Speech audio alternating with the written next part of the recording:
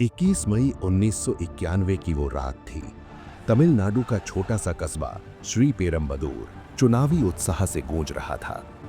पूर्व प्रधानमंत्री राजीव गांधी विशाखापट्टनम से अपनी रैली समाप्त कर अभी अभी वहां पहुंचे थे। भीड़ का जोश चरम पर था। हर कोई अपने नेता को एक बार देखने के लिए बेचैन था। राजीव गांधी अपनी बुलेट प्रूफ कार से उतरे और मंच की ओर बढ़ने लगे। वहां काफी अंधेरा था और धूल भी उड़ रही थी, फिर भी लोगों के उत्साह में कोई कमी नहीं आई। जैसे ही राजीव गांधी रेड कारपेट पर कदम रखा, लोग उन्हें फूलों की मालाएं पहनाने के लिए आगे बढ़ने लगे। सुरक्षा का घेरा पूरी तरह टूट चुका था। ठीक उसी पल भीड़ से एक गेहुआ रंग की महिला, जिसने चश्मा पहना था और हाथ में चंदन की माला थी, राजीव गांधी की ओर बढ़ी। मौके पर मौजूद महिला पुलिस सब इंस्पेक्टर अनुसुईया ने उसे रोकने की कोशिश की, लेकिन राजीव गांधी ने अपनी सामान्य विनम्रता दिखाते हुए पुलिस अधिकारी को रोक दिया और कहा, relax, don't worry, let her कम।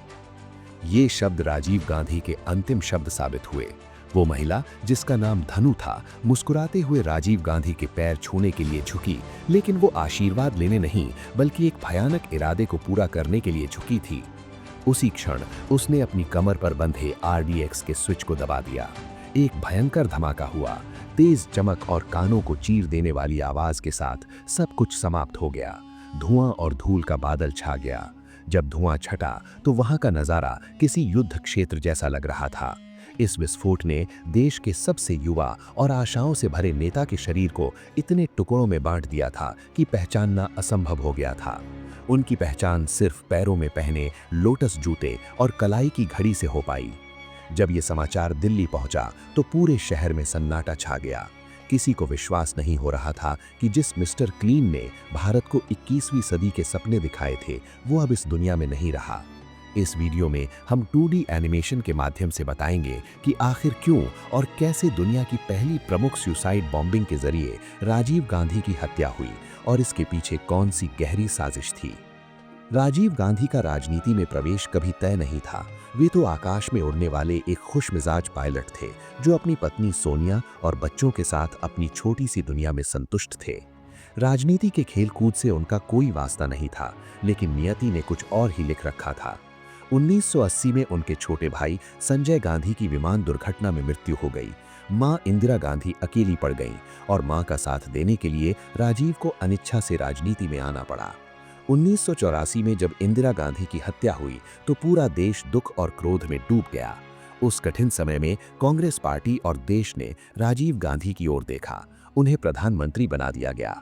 1984 के लोकसभा चुनाव में राजीव गांधी को सहानुभूति की ऐसी लहर मिली कि कांग्रेस ने 400 से अधिक सीटें जीत लीं, एक ऐसा रिकॉर्ड जो आज तक अटूट है। राजीव गांधी नई सोच के साथ आए थे। उन्होंने भारत को कंप्यूटर और तकनीक से जोड़ा, मतदान की आयु 21 से घटाकर 18 वर्ष की, ताकि युवाओं को सशक्त बनाया जा सके। वे देश को आधुनिक बनाना चाहते थे, लेकिन अनुभव की कमी और कुछ गलत सलाहकारों के कारण कुछ ऐसी भूलें हुईं जिन्होंने उनकी जान ले ली। राजीव गांधी की हत्या की कहानी भारत में नहीं बल्कि पड़ोसी देश श्रीलंका में रची जा रही थी। 1980 के दशक में श्रीलंका में गृह युद्ध चल रहा था। वहां तमिलों के अधिकारों के लिए एक संगठन संघर्ष कर रहा था, लाइब्रेशन टाइगर्स ऑफ तमिल ईलम यानी LTTE। इसका प्रमुख था वेलुपिल्लई प्रभाकरण, जिसे दुनिया का सबसे खूंखार गुरिल्ला नेता माना जाता था। शुरू में भारत ने तमिलों का साथ दिया, लेकिन 1987 में राजीव गांधी ने श्रीलंका के राष्ट्रपति से समझौता किया और शांति कायम रखने के लिए भारतीय सेना यानी IPKF भेज दी। यही निर्णय सब कुछ बदल देने वाला साबित हुआ। प्रभाकरण को लगा कि भारत ने उसे धोखा दिया। जो सेना उनकी सुरक्षा के लिए आई थी, वही अब LTTE से जंग लड़ रही थी। श्रीलंका के जंगलों में भारतीय सैनिकों और LTTE के बीच खूनी लड़ाई छिड़ गई। इसमें हजारों तमिल नागरिक और भारतीय जवान शहीद हो गए। प्रभाकरण के मन में राजीव गांधी के प्रति घृणा की आग भड़क उठी। उसने प्रतिज्ञा की कि वो इस विश्वासघात का बदला अवश्य लेगा। 1989 में राजीव गांधी चुनाव हार गए और VP सिंह प्रधानमंत्री बने। उन्होंने श्रीलंका से भारतीय सेना वापस बुला ली, लेकिन प्रभाकरण का भय खत्म नहीं हुआ। खुफिया सूत्र बताते थे कि 1991 के चुनाव में राजीव गांधी फिर सत्ता में आ सकते हैं। प्रभाकरण को लगा कि अगर राजीव वापस आए तो वे फिर से सेना भेजकर LTTE को नेस्तनाबूद कर देंगे। उसके लिए ये जीने मरने की स्थिति थी। इसलिए जाफना के घने जंगलों में एक गुप्त आदेश जारी हुआ, राजीव गांधी को रास्ते से हटा दो। राजीव गांधी को मारना सरल नहीं था। वे भारत के सबसे सुरक्षित व्यक्तियों में से एक थे। हालांकि सत्ता से हटने के बाद उनकी एसपीजी सुरक्षा वापस ले ली गई थी। इस काम के लिए एलटीटीई ने एक ऐसा तरीका अपनाया जो उस समय दुनिया के लिए पूरी तरह नया था, मानव बम। इस षड्यंत्र का मुख्य सूत्रधार था शिवरासन, जिसे वन आइड जैक भी कहा जाता था क्योंकि उसकी एक आंख नकली थी। उसने एक टीम तैयार की जिसमें धनु मुख्य हमलावर थी और शुभा बैकअप के रूप में थी। साजिश इतनी गुप्त थी कि मुख्य हत्यारों को भी अंत तक नहीं बताया गया था कि निशाना कौन है। हत्या से कुछ दिन पहले 7 मई 1991 को इन लोगों ने वीपी सिंह की एक रैली में ड्राई रन किया। धनु वहां वीपी सिंह के पैर छूने में सफल रहीं। इससे उनका आत्मविश्वास बढ़ा। उन्हें यकीन हो गया कि भारत में नेताओं के पैर छूना सामान्य रिवाज है और सुरक्षाकर्मी इसे ज्यादा गंभीरता से नहीं लेते। तारीख तय हुई 21 मई 1991। जगह चुनी गई श्री पेरम्बदूर। 21 मई की सुबह शिवरासन, धनु और शुभा अपनी योजना को पूरा करने के लिए तैयार थे।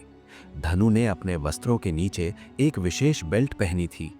ये कोई आम बेल्ट नहीं थी। इसमें 6 ग्रेनेड रखे थे जिनमें आरडीएक्स भरा था और ऊपर 10,000 स्टील के छर्रे लगाए गए थे ताकि विस्फोट पर वे गोलियों की तरह फैलें और अधिकतम क्षति पहुंचाएं। शाम को वे बस से श्री पेरम्बदूर पहुंचे। रैली स्थल पर सुरक्षा के प्रबंध बहुत ढीले थे। मेटल डिटेक्टर खराब थे और प्रकाश की पर्याप्त व्यवस्था नहीं थी। रात करीब 10 बजे राजीव गांधी का काफिला वहां पहुंचा। जैसे ही वे कार से उतरे, आतिशबाजी शुरू हो गई। वे धीरे धीरे मंच की ओर बढ़े। रास्ते में लोगों से हाथ मिला रहे थे, बच्चों को गोद में उठा रहे थे। वे अपनी मौत की ओर बढ़ रहे थे, लेकिन उनके चेहरे पर वही पुरानी मुस्कान थी। धनु लाइन में खड़ी थी। जैसे ही राजीव उसके निकट आए, वो आगे बढ़ी। जैसा कि हमने शुरुआत में बताया, महिला पुलिसकर्मी ने उसे रोका, लेकिन राजीव ने उसे आने दिया। धनु ने झुककर उनके पैर छुए और फिर वहां एक जबरदस्त धमाका हुआ। विस्फोट इतना शक्तिशाली था कि राजीव गांधी सहित वहां मौजूद 14 लोग मौके पर ही मारे गए। वहां का दृश्य शब्दों में बयान नहीं किया जा सकता। राजीव गांधी की हत्या की खबर जंगल की आग की तरह फैल गई। दिल्ली में कांग्रेस नेताओं में अफरा तफरी मच गई। सोनिया गांधी, जिन्हें हमेशा राजनीति से डर लगता था कि ये उनके पति की जान ले लेगी, उनका सबसे बुरा सपना सच हो चुका था। पूरे देश में शोक की लहर दौड़ी, लेकिन साथ ही गुस्सा भी था। शुरू में किसी को समझ नहीं आया कि ये किसने किया। जांच सीबीआई की स्पेशल इन्वेस्टिगेशन टीम को सौंपी गई, जिसकी कमान डीआर कार्तिकेयन के पास थी। घटना स्थल पर सबूत के नाम पर कुछ नहीं बचा था। सब कुछ जलकर राख हो चुका था। लेकिन अपराधी कितना भी चालाक हो, कोई ना कोई सुराग छोड़ ही जाता है। विस्फोट स्थल पर एक कैमरा लावारिस पड़ा मिला। ये कैमरा हरि बाबू नाम के फोटोग्राफर का था, जो साजिशकर्ताओं के साथ था और धमाके में मारा गया था। लेकिन उसका कैमरा सुरक्षित था। जब पुलिस ने उसकी रील विकसित की तो वे स्तब्ध रह गए। उस रील में राजीव गांधी की हत्या की पूरी घटना फ्रेम बाय फ्रेम कैद थी। धनु का माला लिए खड़े होना, शिवरासन का भीड़ में निगरानी करना और आखिरी तस्वीर जिसमें धनु राजीव के ठीक सामने थी, धमाके से बस कुछ सेकंड पहले की। यही सबूत था जिसने दुनिया को बताया कि राजीव गांधी का हत्यारा कोई और नहीं बल्कि एलटीटीई था। इसके बाद पूरे देश में इन अपराधियों की खोज शुरू हुई। कई हफ्तों की मशक्कत के बाद अगस्त 1991 में पुलिस ने मास्टरमाइंड शिवरासन और उसकी साथी शुभा को बेंगलुरु के पास एक घर में घेर लिया। पुलिस के हाथ आने से पहले दोनों ने साइनाइड खाकर आत्महत्या कर ली। राजीव गांधी की हत्या ने भारत की राजनीति की दिशा बदल दी। कांग्रेस को सहानुभूति की लहर मिली और पीवी नरसिम्हा राव अगले प्रधानमंत्री बने। लेकिन सबसे बड़ा परिवर्तन सुरक्षा में आया।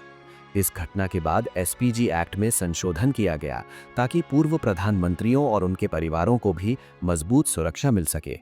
वहीं जिस एलटीटीई ने अलग देश की मांग के लिए यह हत्या की थी, उसने अपनी ही कब्र खोद ली। राजीव गांधी की हत्या के बाद भारत ने एलटीटीई का समर्थन पूरी तरह बंद कर दिया। दुनिया भर में इसे आतंकवादी संगठन घोषित कर दिया गया। आखिरकार 2009 में श्रीलंकाई सेना ने प्रभाकरन को मार गिराया और एलटीटीई का सफाया हो गया। राजीव गांधी ऐसे नेता थे जो दिल से सोचते थे। उनका सरल स्वभाव, लोगों पर भरोसा और सुरक्षा नियमों की उपेक्षा, ये सब मिलकर उनकी मौत का कारण बने। वे भारत को 21वीं सदी में ले जाना चाहते थे, लेकिन अफसोस वे खुद उस सदी को देख नहीं पाए। अगर आपको ये वीडियो और हमारी ये कोशिश पसंद आई तो लाइक और शेयर ज़रूर करें। कमेंट में बताएं कि अगला वीडियो किस विषय पर देखना चाहेंगे और